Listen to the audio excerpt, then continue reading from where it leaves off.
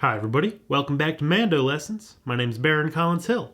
In this week's lesson, we're going to be talking about the Tone-Gard. It's an accessory that you can buy for your mandolin. Tone-Gard is how it's spelled. This is in no way affiliated with Tone-Gard. I've always bought every Tone-Gard that I've owned. This isn't sponsored or anything. I just get a lot of questions about what they are, what they do, how they change the sound of your instrument, and I wanted to go over some of my thoughts on them today. So, if you're not familiar with Tone-Gards, it's just a little metal bracket that's shaped to your mandolin. It's got a little bit of ability to adjust the size of it, and you can buy them for mandolins and larger instruments as well. They're made by Tony Pyers. I first got my first Tone-Gard many years ago. I was, I think, probably on Mandolin Cafe and heard people talking about them and what they did to change the sound of your instrument. And I was like, oh, I think I'll give that a try. But at the time, I didn't, want to shell out the money for a Tone-Gard. So I just took a baking sheet and, a drying rack, like a cookie rack that you dry your cookies on after they come out of the oven, and kind of put it between me and my mandolin. And then took the cookie sheet away, put it back, and sort of tried to figure out if I liked the difference. And in general, I used it. I decided I liked it. I used it for many years and then kind of fell out of the habit. I don't really know why, just a different sound. To me, it's not so much a better sound, it's just kind of changes the resonance of the instrument a little bit. I'm going to do some kind of back and forth so you can hear it with the Tone-Gard on and off in just a second here.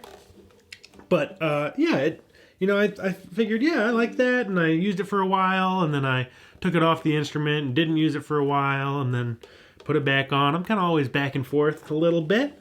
On the website, which is, again, Tone-Gard, Tone-Gard.com,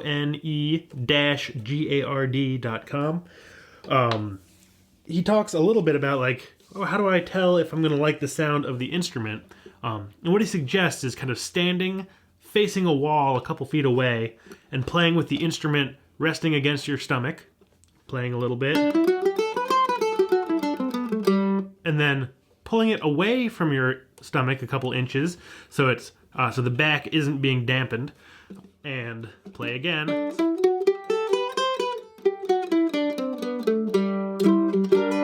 And see if you like that sound, because the reflection off the wall will really give you a sense of what it sounds like when you're in front of the instrument. Or you can, if you got a friend who plays mandolin, maybe see if you can have them play your mandolin in that way at you.